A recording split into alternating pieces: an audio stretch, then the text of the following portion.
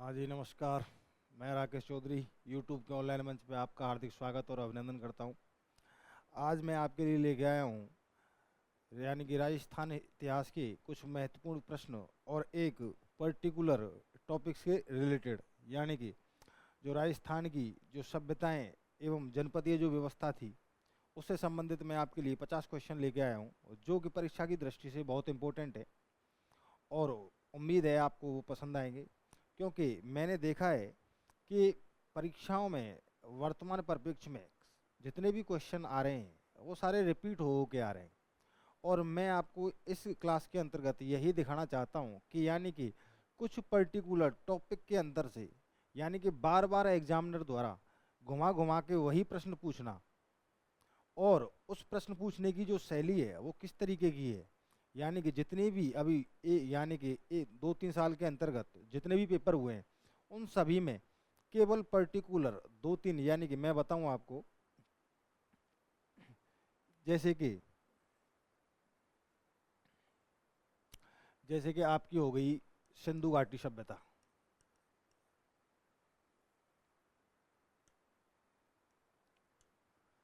जैसे कि आपके सिंधु घाटी सभ्यता,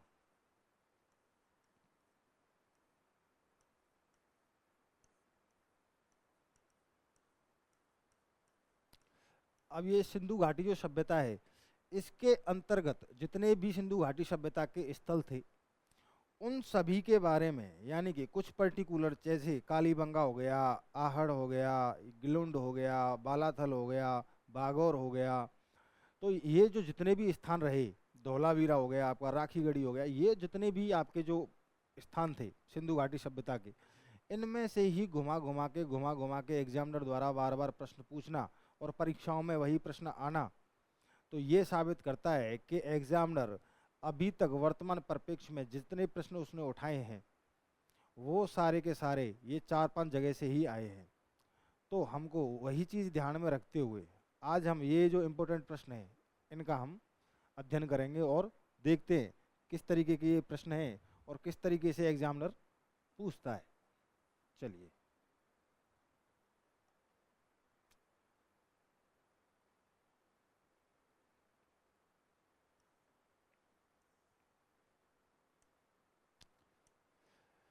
पहला प्रश्न है हमारा, कालीबंगा का उत्खनन कार्य कितने स्तरों पर किया गया।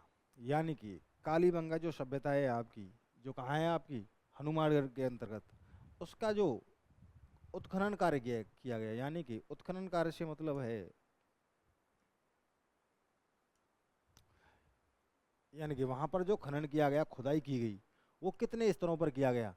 तो ऑप्शन है हमारे पास 1, 3, 5 या 8। तो दोस्तों आपको पता होगा कि कालीबंगा का जो उत्खनन कार्य किया गया था वो किया गया था आपके 5 स्तरों पर। कितने स्तरों पर किया गया था, 5 स्तरों पर किया गया था कालीबंगा का उत्खनन कार्य।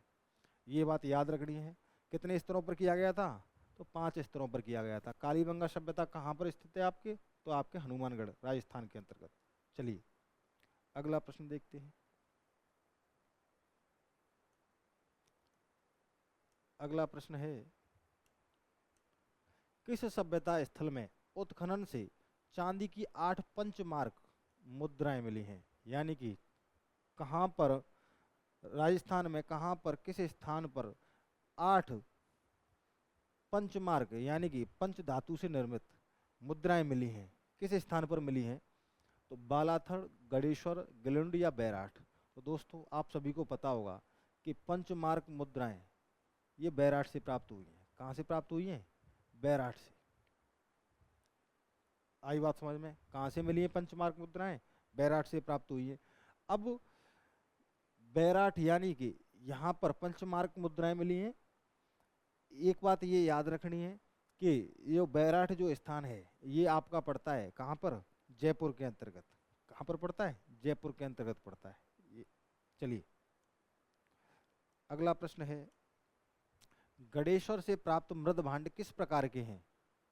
दोस्तों प्रश्न है हमारा, गणेश्वर से प्राप्त मृद भांड यानी कि मिट्टी के बर्तन, मृद भांड बोला जाता है मिट्टी के बर्तन।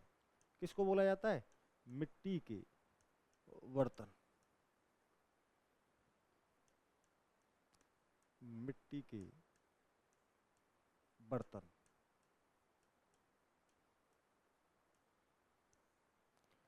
गणेशर से प्राप्त मृद भांड किस प्रकार के हैं, यानी कि जो मिट्टी के बर्तन जो पाए गए हैं, मृद भांड जो पाए गए हैं वो किस तरीके के हैं। तो ऑप्शन है गैरिक मृद भांड, लाल बर्तन, उत्तरी कृष्ण मर्जित मृद भांड, या धूसर चित्रित, यानी कि चित्रित है ये चित्रित मृद भांड। तो दोस्तों हमारा जो ऑप्शन नंबर 1 है ये बिल्कुल राइट हो जाएगा। कौन सा? ऑप्शन नंबर 1 बिल्कुल राइट हो जाएगा। गैरिक मृद भांड पाए गए, कैसे पाए गए? गैरिक। चलिए अगला प्रश्न, नेक्स्ट प्रश्न है बैराठ में उत्खनन निम्नलिखित में से किसके नेतृत्व में करवाया गया। अभी हमने जस्ट 2 क्वेश्चन पहले हमने देखा कि बैराठ से पंचमार्क मुद्राएं मिली हैं। अब दूसरा प्रश्न देखो क्या पूछा है इसने कि बैराठ में उत्खनन निम्नलिखित में से किसके नेतृत्व में किया गया, यानी कि बैराठ से दूसरा question, B K Thapar, Dayaram Sahni, B N Mishra, या एचडी सांकलिया के द्वारा। तो दोस्तों बैराठ में जो उत्खनन किया गया दोस्तों वो किया गया आपके दयाराम साहनी जी के नेतृत्व में। किसके नेतृत्व में? दयाराम साहनी जी के नेतृत्व में किया गया। चलिए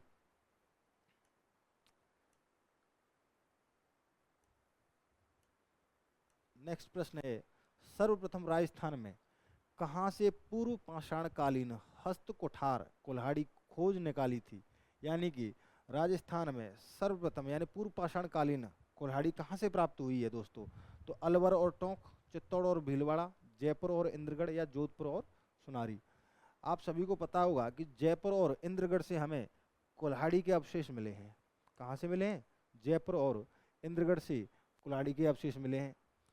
तो यही पूछा गया है कि पूर्व पाषाणकालीन यानी कि पूर्व पाषाण यानी कि पत्थरों से, यानी कि पत्थरों का जो युग था हमारा उससे भी पहले का जो युग था, उस समय की जो कुल्हाड़ी जो हमें मिली है वो कहाँ से प्राप्त हुई है। तो वो हमें मिली है जयपुर और इंद्रगढ़ से, ये बात याद रखनी है।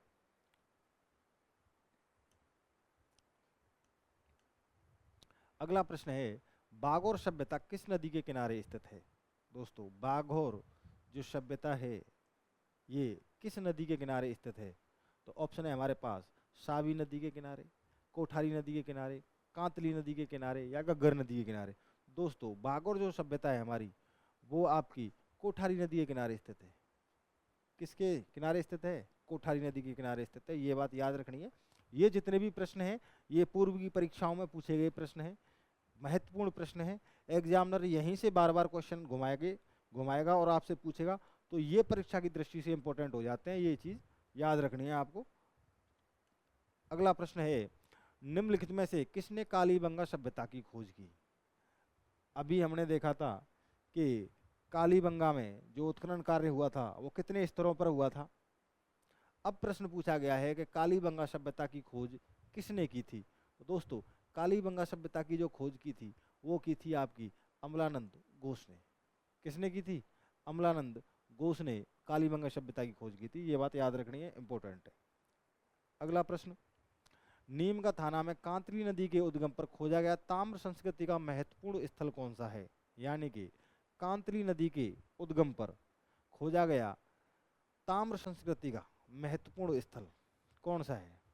कालीबंगा, गिलुंड, गणेश्वर, या आहड़। दोस्तों कांतली नदी के किनारे तो आपकी गणेश्वर सभ्यता यानी कि ताम्र पाषाण व्यवस्था ये खोजी गई थी सभ्यता। तो हमारा राइट आंसर क्या हो जाएगा? तो गणेश्वर हो जाएगा। क्या हो जाएगा? गणेश्वर हमारा राइट आंसर हो जाएगा। अगला प्रश्न बालाथल सभ्यता का उत्खनन किसके निर्देशन में हुआ था, यानी कि जो बालाथल जो सभ्यता है उसका उत्खनन किसके नेतृत्व में हुआ था। बीबी लाल, बीएन मिश्र, या आरसी अग्रवाल, या अमलानंद घोष। तो दोस्तों जो हमारी बालाथल जो सभ्यता है उसका जो उत्खनन कार्य हुआ था वो हुआ था आपके वीएन मिश्र के सानिध्य में। किसके में? वीएन मिश्र के सानिध्य में। अब जो एग्जामिनर जो बार बार प्रश्न पूछ रहा है, ये जो प्रश्न उठा रहा है दोस्तों, आपको पता है कि या तो पूछ रहा है कि उत्खनन कार्य किसने करवाया, या पूछ रहा है कि कौन सी सभ्यता कहाँ पर विकसित हुई थी। तो इस तरीके से जो प्रश्न आ रहे हैं ये फैक्ट टू फैक्ट प्रश्न आ रहे हैं और यही चीज हमें याद रखनी है। तो किसने किया था? ये आपकी बीएन मिश्र द्वारा इसका उत्खनन किया गया था। चलिए अगला प्रश्न है, निम्नलिखित में से किस पुरा स्थल के निवासी वस्त्र बुनाई की तकनीक से परिचित थे? यानी कि वस्त्र की बुनाई से परिचित कहाँ के लोग थे? तो बैराठ, कालीबंगा, बालाथल या गणेशर। तो दोस्तों हमारा जो राइट आंसर होगा वो होगा बैराठ। क्या हो जाएगा?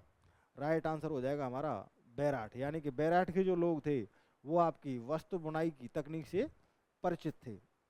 चलिए अगला प्रश्न है, जोधपुरा सभ्यता किस नदी के तट पर स्थित है? तो यानी कि जो जोधपुरा जो सभ्यता है, जोधपुरा सभ्यता से मतलब ये नहीं है कि ये जोधपुर में होगी, ये जोधपुर में नहीं है, नाम जोधपुरा सभ्यता है इसका। तो किस नदी के तट पर स्थित है? तो ये आपकी सावी नदी के तट पर स्थित है दोस्तों।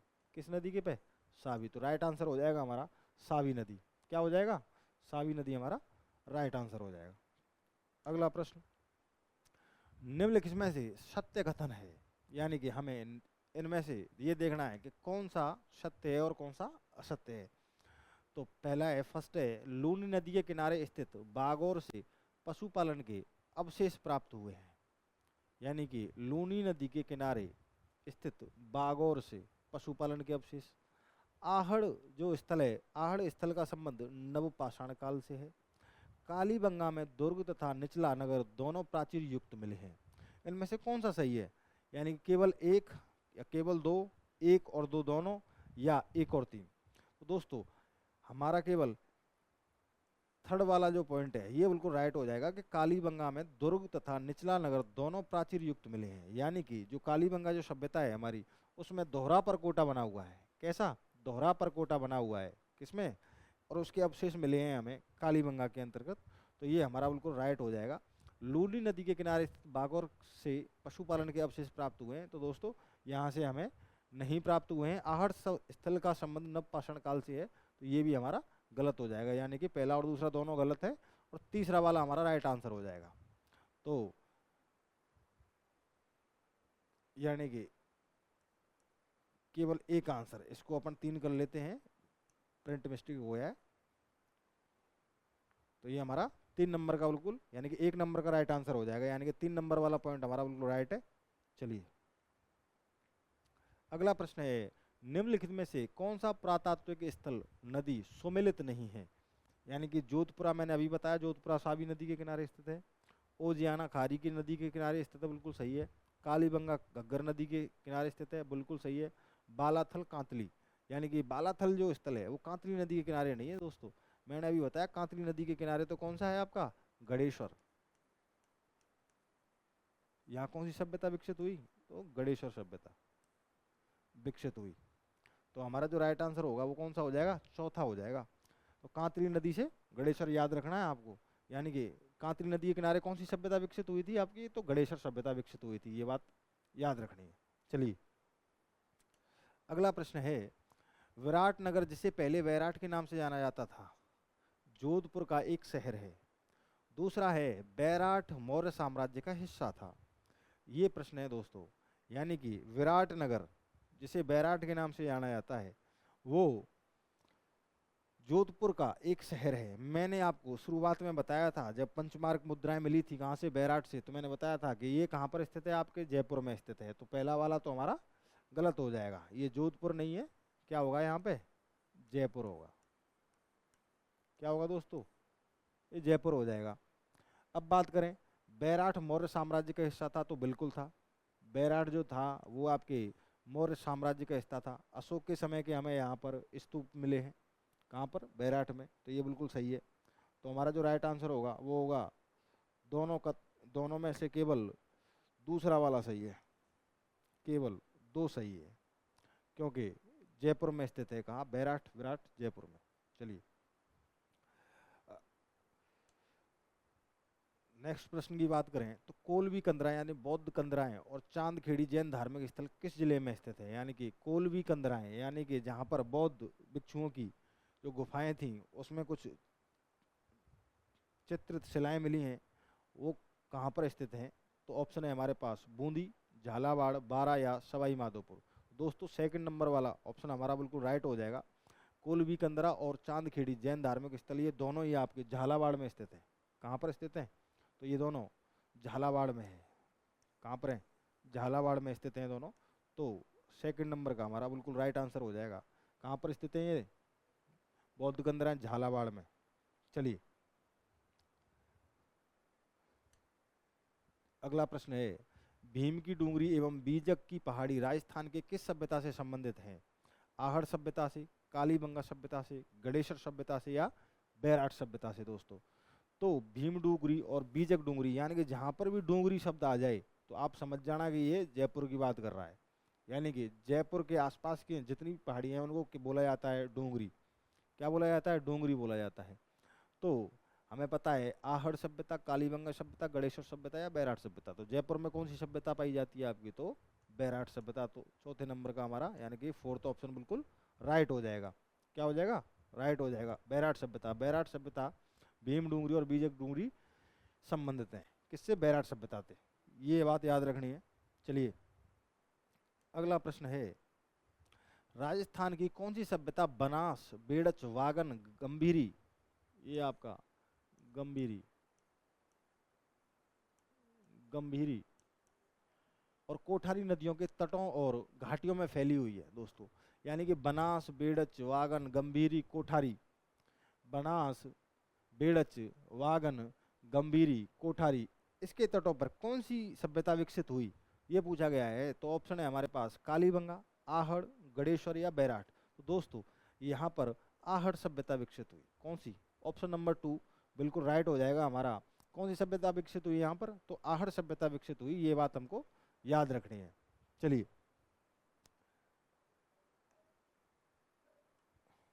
अगला प्रश्न है, निम्नलिखित में से कौन सा पुरातात्विक स्थल उत्खननकर्ता सुमेलित नहीं है? यानी कि निम्न में से कौन सा सुमेलित नहीं है? आहड़ के HD सांकलिया, ओजियाना के KN पुरी, बैराट के DR साहनी यानी कि दयाराम साहनी, बागौर के VN मिश्र। दोस्तों यहाँ पर जो हमारा राइट आंसर होगा वो होगा ओजियाना, ओजियाना KN पुरी। ये गलत हो जाएगा। कौन सा, ओजियाना KN पुरी, ये गलत हो जाएगा हमारा। तो राइट आंसर क्या है हमारा, option number 2 Oceania KN Puri. चलिए अगला प्रश्न है, निम्नलिखित में से किस सभ्यता में आवास एवं बस्तियां बनाने में ईंटों का प्रयोग नहीं होता था? ये पूछा गया है कि यानी कि किस स्थान पर घर बनाने के लिए यानी कि ईंटों का प्रयोग नहीं किया जाता था। तो ऑप्शन है हमारे पास पीलीबंगा, गणेश्वर, नूह और कालीबंगा। तो आपको पता होगा कि हमें तो यहाँ 2 प्रकोटों के अवशेष मिले हैं और यहाँ की जो व्यवस्था थी वो दुर्ग और एक जो सिटी होती है उस तरीके की यहाँ की जो व्यवस्था थी वो उस तरीके की थी। और ये आपका जो गणेश्वर है तो यहाँ पे तांबे के अवशेष मिले हैं। यहाँ पे बहुत सारे ताम्रपाषाण के युग के अवशेष मिले हैं और तांबे के अवशेष मिले, तांबे के भंडार मिले हैं यहाँ पे। तो हमारा ऑप्शन नंबर 2 बिल्कुल राइट हो जाएगा। यानी कि गणेश्वर सभ्यता से हमें आवास एवं बस्तियां बनाने में ईंटों का प्रयोग नहीं होने के प्रमाण मिले हैं। कहाँ से, गणेश्वर से। ये बात याद रखनी है। चलिए अगला प्रश्न है, आहड़ का उत्खनन कार्य किसके नेतृत्व में संपादित हुआ था? यानी कि आहड़ का जो उत्खनन कार्य है वो किसके नेतृत्व में संपादित हुआ था? VS Wakadkar, HD Sankalia, BV लाल, BN मिश्र। दोस्तों इसका जो राइट आंसर होगा वो होगा HD सांकलिया। ऑप्शन नंबर 2 बिल्कुल राइट हो जाएगा। यानी कि HD सांकलिया थे, इनके नेतृत्व में आहड़ का उत्खनन कार्य किया गया था। ये बात याद रखनी है। ये जितने भी क्वेश्चन हैं ये बार बार रिपीट हो रहे हैं। आहड़, बैराट, बालाथल, बागौर, कालीबंगा, गणेश्वर, यहीं से प्रश्न बन रहे हैं। ये बात याद रखनी है। चलिए अगला प्रश्न, हड़प्पा सभ्यता आधारित विश्व का सबसे बड़ा संग्रहालय बनने जा रहा है। यानी कि जो हड़प्पा जो सभ्यता थी हमारी उससे संबंधित यानी कि विश्व का सबसे बड़ा संग्रहालय कहाँ बनने जा रहा है, कहाँ बनाया जा रहा है? ऑप्शन है कालीबंगा में, बनवाली में, राखीगढ़ी में या लोथल में। दोस्तों ऑप्शन नंबर 3 हमारा बिल्कुल राइट हो जाएगा। ये जो बन रहा है संग्रहालय ये बन रहा है आपके राखीगढ़ी में। कहाँ बन रहा है दोस्तों, राखीगढ़ी में विश्व का सबसे बड़ा संग्रहालय बनाया जा रहा है। किससे संबंधित, हड़प्पा सभ्यता से पर आधारित। तो प्रश्न अगर पूछ लिया जाए कि भाई हड़प्पा सभ्यता पर आधारित विश्व का सबसे बड़ा संग्रहालय कहाँ बनाया जा रहा है, तो आंसर क्या होगा, राखीगढ़ी होगा। क्या होगा दोस्तों, राखीगढ़ी हमारा आंसर होगा। चलिए अगला प्रश्न है, किस सभ्यता में अच्छी विकसित प्राचीर युक्त किलेबंदी के अवशेष मिले हैं, यानी कि जिसकी दीवारें बहुत ज़्यादा मजबूत थी, सुसज्जित थी, उसके अवशेष हमें कहाँ से मिले हैं? गणेश्वर, कालीबंगा, बालाथल या पीलीबंगा। तो मैंने आपको बताया कि दोहरा परकोटा के अवशेष कहाँ से मिले हैं? हमें कालीबंगा से मिले हैं। तो राइट आंसर क्या हो जाएगा हमारा? कालीबंगा हमारा बिल्कुल राइट आंसर हो जाएगा, क्योंकि विकसित प्राचीर युक्त किलेबंदी के अवशेष जो मिले हैं वो मिले हैं हमें कालीबंगा से। चलिए अगला प्रश्न है, पुरातत्वविद नीलरत्न बनर्जी और कैलाशनाथ दीक्षित निम्नलिखित किस पुरास्थल के उत्खनन से संबंध रखते हैं? यानी कि नीलरत्न बनर्जी और आपके कैलाशनाथ दीक्षित, ये किस सभ्यता से संबंधित हैं? इन्होंने कहाँ पर उत्खनन कार्य किया, किसकी खोज की? तो वो हमें बताना है। ऑप्शन है आहड़, गणेश्वर, कालीबंगा या बैराट।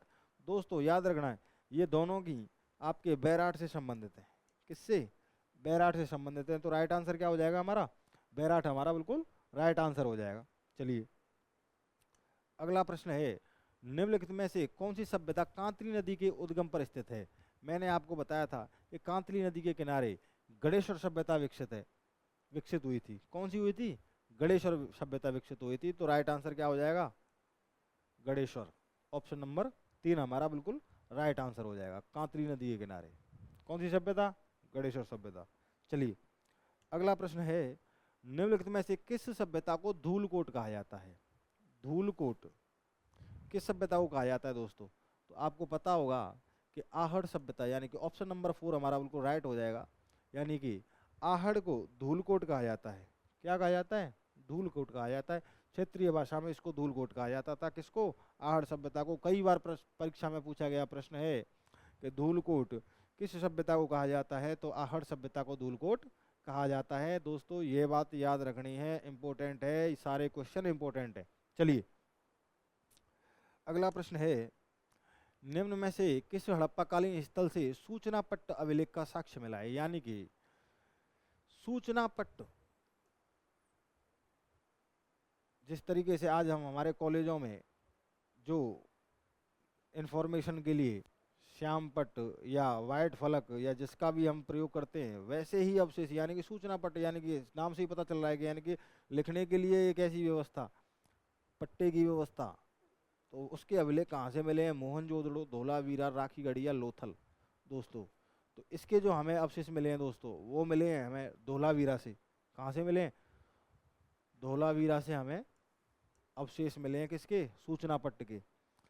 इंपॉर्टेंट प्रश्न है, सीईटी में पूछा गया प्रश्न है इसी बार। सूचना पट्ट अभिलेख के साक्ष्य कहाँ से मिले हैं? तो धोलावीरा से मिले हैं। चलिए अगला प्रश्न है, धूलकोट कहाँ स्थित है? मैंने जस्ट एक प्रश्न पहले ही आपको बताया कि धूलकोट किस सभ्यता को कहा जाता है? तो आहड़ को कहा जाता है। अब देखो प्रश्न बना दिया एग्जामिनर ने, धूलकोट कहाँ स्थित है? आहड़ में, कालीबंगा में, बालाथल में, बैराट में। अब बताओ, एक ही प्रश्न है, उसको बार बार कितने तरीके से तोड़ मरोड़ के पूछ रहा है एग्जामिनर। ये परीक्षा में आए हुए प्रश्न है, प्रत्येक परीक्षा में पूछा गया प्रश्न है।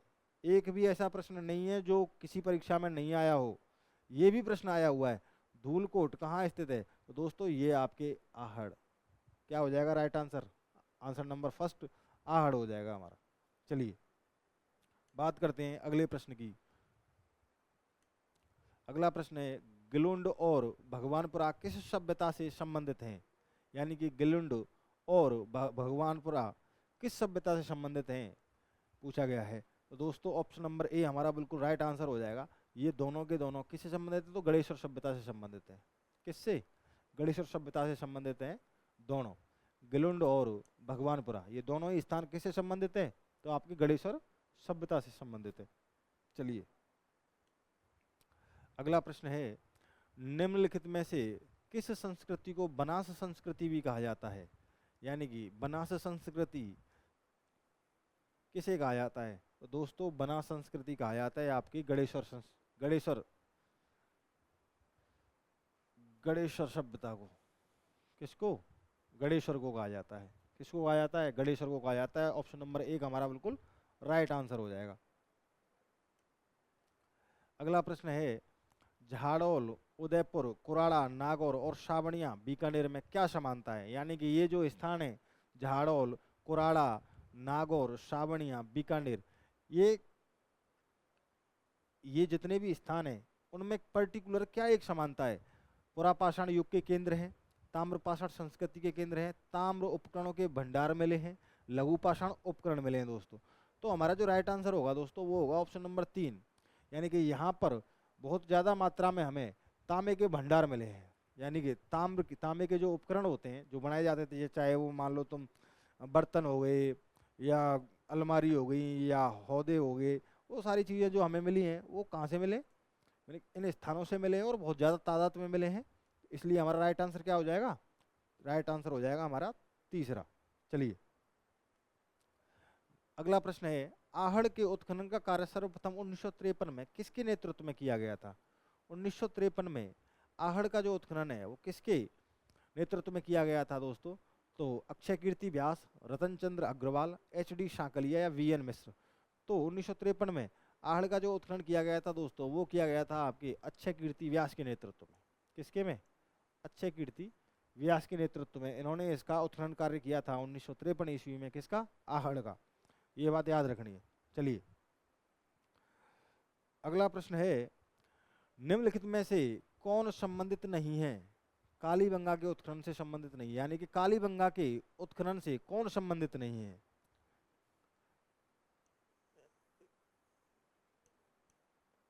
यानी कि निम्नलिखित में से कौन संबंधित नहीं है? यानी कालीबंगा का जो उत्खनन कार्य हुआ था उससे इन निम्न में से कौन संबंधित नहीं है? यानी कि चार ऑप्शनों में से ऐसा कौन सा है जो कि कालीबंगा सभ्यता से संबंधित नहीं है? न उसके उत्खनन कार्य में, न वहाँ के पुरातत्ववेद यानी तौर पर। और तो चलो देखते हैं। सबसे पहले बी के थापर ये हैं, बी लाल थापर ये भी हैं, एम.डी. खरे ये भी है, पी.जी. लाल ये हमारा राइट आंसर हो जाएगा। ये संबंधित नहीं है किससे? आपके कालीबंगा से। चलिए अगला प्रश्न है, निम्नलिखित में से किस पुरातत्व स्थल में पर घरों में अंडाकार कुएं मिले हैं? यानी कि वो कौन सा स्थान है जहां से अंडाकार कुएं के अवशेष मिले हैं? किसके? अंडाकार, जैसे अंडा होता है उस तरीके की जो आकृति है वैसे कुएं कहाँ पर पाए गए हैं, कहाँ पर वो मिले हैं हमें? तो ऑप्शन है हमारे पास आहड़, उजियाना, गलुंडिया, कालीबंगा। दोस्तों ये इस तरीके के जो कुएं हैं वो मिले हैं आपके कालीबंगा में। ऑप्शन नंबर 4 आपका राइट हो जाएगा। कहाँ पाए गए हैं अंडाकार कुएं? तो ये आपके कालीबंगा में पाए गए हैं। और कालीबंगा किस नदी के किनारे स्थित है? घग्गर नदी के किनारे स्थित है। और कहाँ पर स्थित है? तो हनुमानगढ़ के अंतर्गत। चलिए अगला प्रश्न है, बीकानेर व घग्गर के पुरातत्व के अवशेषों का अध्ययन किया गया। यानी कि बीकानेर व घग्गर के पुरातत्व के अवशेषों का अध्ययन किसके द्वारा किया गया दोस्तों? ये पूछा गया है। ऑप्शन है कनिंघम के द्वारा, कर्जन के द्वारा, एल.पी. टेसीटोरी के द्वारा या आर.डी. बनर्जी के द्वारा। तो दोस्तों इनका जो अध्ययन किया गया वो किया आपके एल.पी. टेसीटोरी ने। किसने किया था? एल.पी. टेसीटोरी ने इसका अध्ययन किया था। कौन कौन से का? बीकानेर और घग्गर के पुरातत्व के अवशेषों का। तो राइट आंसर क्या हो जाएगा हमारा? एल.पी. टेसीटोरी हमारा राइट आंसर हो जाएगा, ऑप्शन नंबर 3। चलिए अगला प्रश्न है, गणेश्वर सभ्यता की खोज निम्नलिखित में से किसने की थी? यानी कि गणेश्वर जो सभ्यता है उसकी खोज सर्वप्रथम किसने की थी? तो ऑप्शन है हमारे पास रतन चंद्र अग्रवाल, बी लाल, दयाराम साहनी, एम.डी. खरे। तो दोस्तों गणेश्वर सभ्यता की जो खोज की थी वो सबसे पहले वो की थी आपकी रतन चंद्र अग्रवाल जी ने। किसने की थी? रतन चंद्र अग्रवाल जी ने गणेश्वर सभ्यता की खोज की थी। चलिए अगला प्रश्न है, निम्नलिखित में किस प्राचीन स्थल के उत्खनन में मालव जनपद की लौह सामग्री के विशाल संग्रह की जानकारी प्राप्त होती है? यानी कि लौह सामग्री, लोहे का सामान सर्वाधिक मात्रा में कहाँ से मिला है?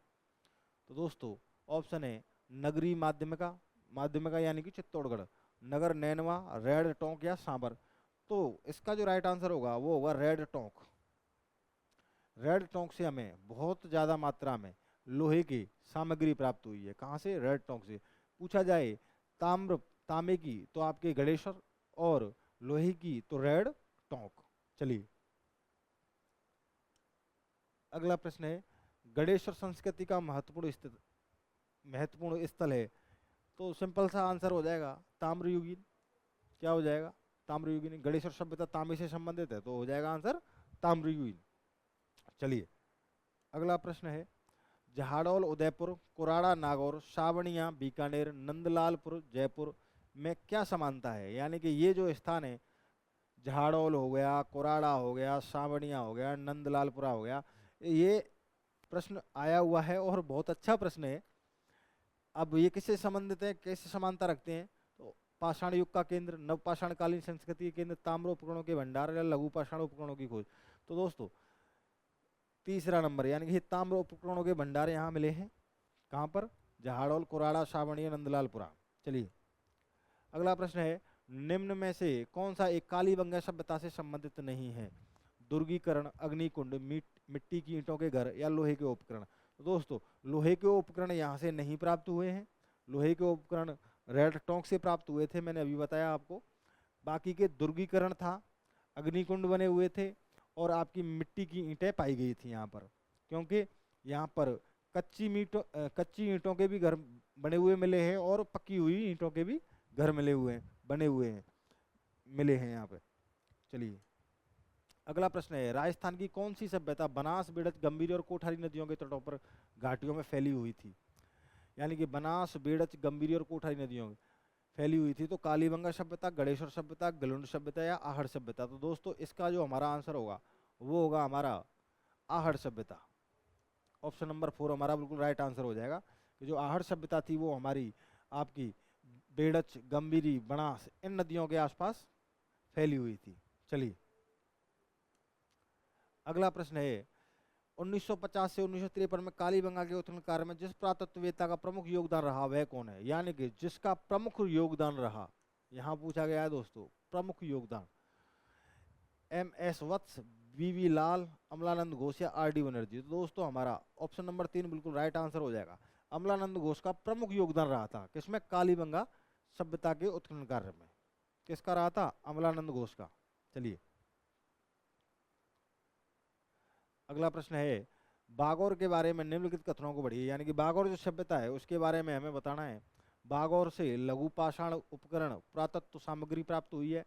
डॉक्टर LS लेसनी व पूना विश्वविद्यालय के सहयोग से यहाँ उत्खनन कार्य संपादित किया गया। 1 और 2 दोनों सही हैं, 1 और 2 दोनों गलत हैं, केवल 1 सही है, केवल 2 सही हैं। तो बिल्कुल 1 और 2 दोनों सही हैं हमारे, ये दोनों ही पॉइंट बिल्कुल सही है। यानी कि लघु पाषाण उपकरण मिले हैं और डॉक्टर LS लेसनी एवं पूना विश्वविद्यालय के सहयोग से इसका उत्खनन कार्य संपादित किया गया। चलिए प्रागैतिहासिक स्थल बागौर का सर्वप्रथम उत्खनन किसके निर्देशन में किया गया था? यानी कि जो बागौर जो स्थान है आपका, इसका सर्वप्रथम उत्खनन किसके नेतृत्व में किया गया था? तो BV लाल, BN मिश्र, MS वत्स या DP अग्रवाल। दोस्तों बागौर जो स्थान है वो आपके किया गया था VN मिश्रा। VN मिश्रा ये हमारा राइट आंसर हो जाएगा।